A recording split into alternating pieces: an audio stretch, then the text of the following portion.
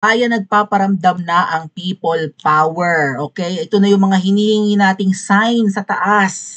Kung sino man ang great creator and almighty being na yan. Ito na, okay? Sunod-sunod na ang pagpapakita ng iba't ibang mga bansa o ng mga tao sa iba't ibang bansa na ayaw nila sa pamumuno ng mga magnanakaw at abusado. Of course, South Africa nagkaroon na ng people power, Korea, 'di ba, na iskandalo lang yung first lady patungkol sa mamahaling bag. O ayan, nagalit ang mga Koreano, nag-people power, nag-gather, nagsama-sama. O, kilala ang Pilipinas sa pagiging peaceful pagdating sa gathering mga ate at kuya.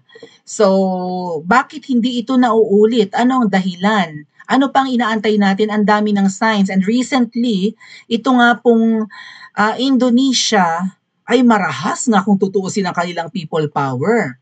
Well, yung French Revolution nga, di ba, may mga, yung kanilang mga magnanakaw at mga abusadong leader noon ano talaga, guillotine no? Yung tinatalian sa liig, pinauupo, tapos pinipihit ng siguro hanggang sa maputol or mabali ang buto ng leeg at mamatay, masakal, no? Ganon ang ginawa ng mga French sa kanilang mga abusadong I think mga royalties or mga ano mga nasa posisyon. Oh, itong Indonesia po, ganun din ang nangyari, 'di ba? Iskandalo lang sa housing allowance and mga kurakot nga yung kanilang mga kongresista. O di pinagbababato nila yung house yung ano yung kanilang house of ang tawag diyan yung kongreso or something, no? And pati yung mga bahay ng mga kongresista sinugod din pinagbababato, kinuha nila ang mga niransak nila. Ayun nga lang po, sabi ni PRRD, huwag nating gagawin yan sa Malacanang. Alright? Oh, nga pala, sinugod ng customs yung bahay ni Sara Diskaya, no? Wala na raw.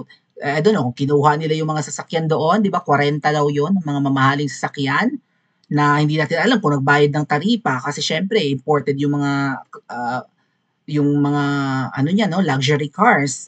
So, kaya-kaya ng mga Pilipino, mga kababayan, na gawin ang ginagawa ngayon ng mga Indonesians? Tayo bang mga Pilipino ay kulang sa tapang? Dahil most of the Filipinos are Christians. Sabi nga kahapon sa discussion namin ng Team Alindog, napagod na baga ang mga Pilipino at ayaw nang bumaba ng kakalsadahan? Or meron lang talagang mga nananabutahe? Kasi tingin ko mga ate at kuya, katulad ng binabanggit ko kanina, no? Hold on. Ay bago makabalik ulit sa pwesto ang mga magnanakaw, lalo na yung angkan na kilala sa pagiging magnanakaw. Oh, okay. Sandali Okay, hold on. May ipa-play lang akong video. Maya-maya ko. Oh, mamaya yung lusob.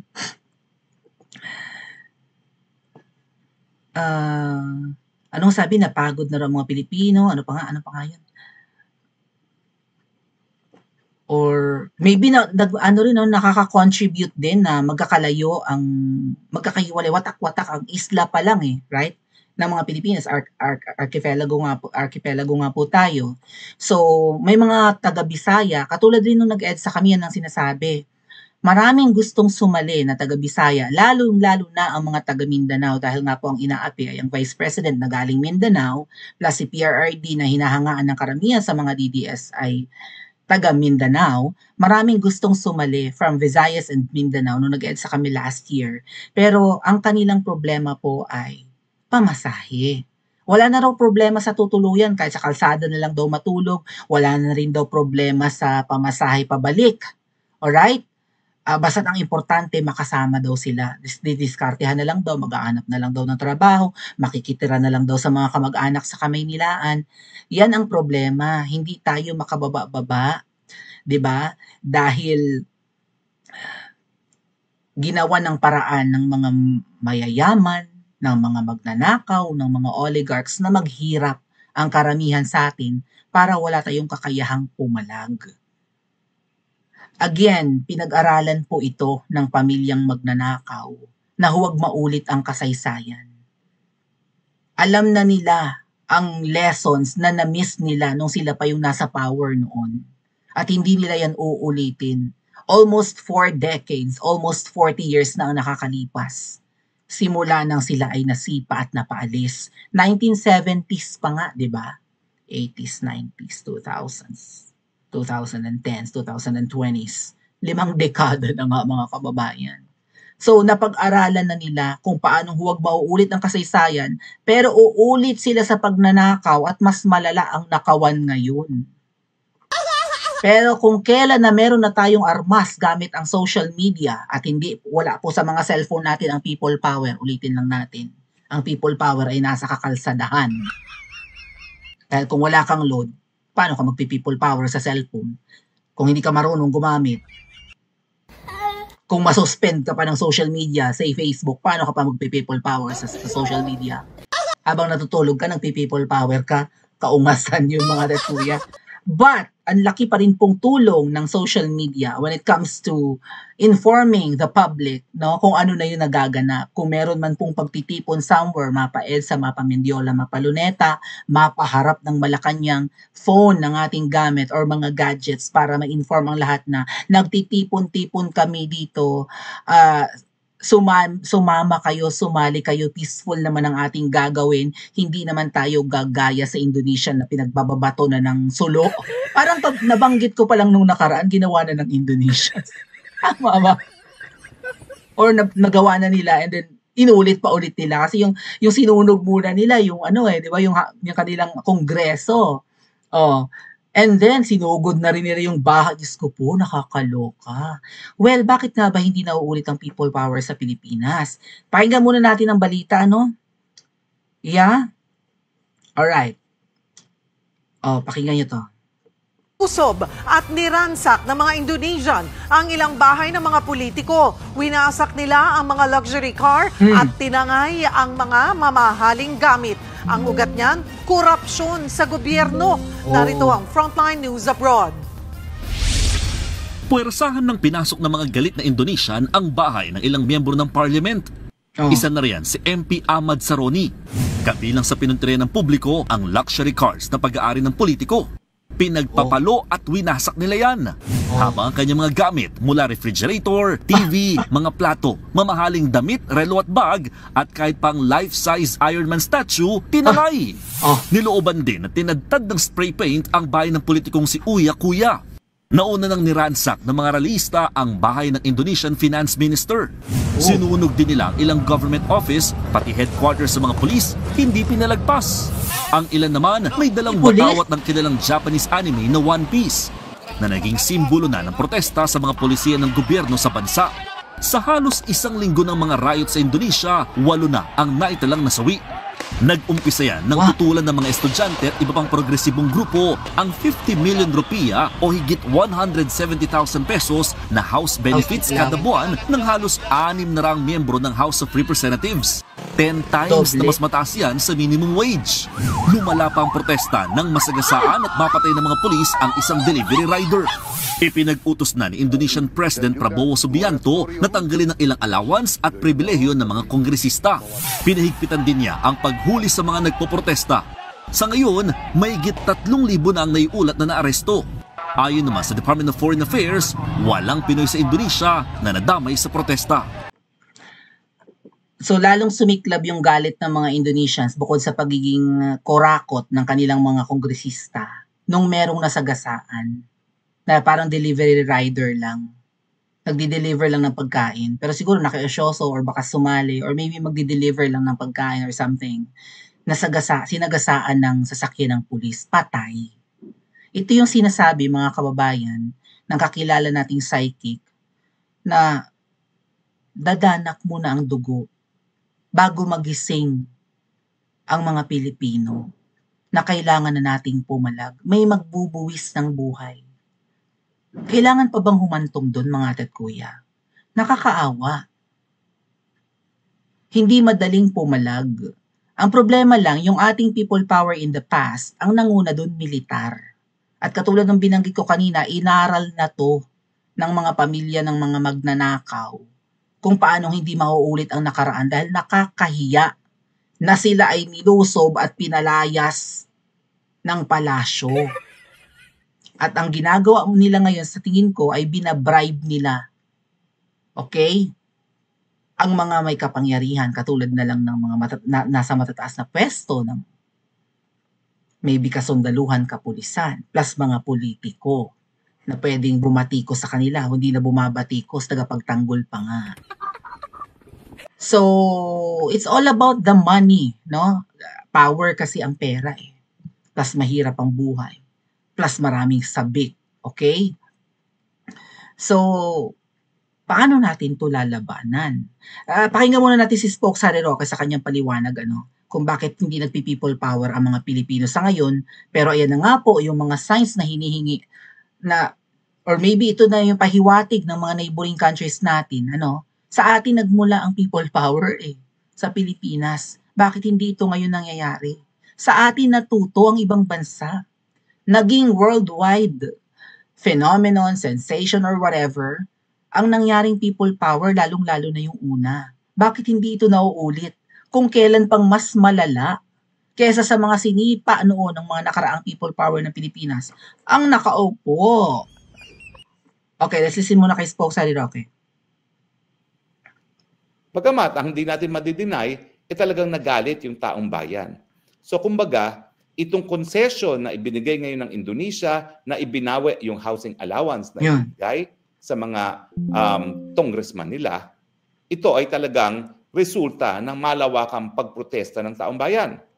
At bagamat may impluwensya ang militar, tingin ko galit yan. Galit, bunsod, lalong-lalo na nung walang awang pag-aararo na dahilan para mamatay yung isang protester dahil sa isang police armored carrier.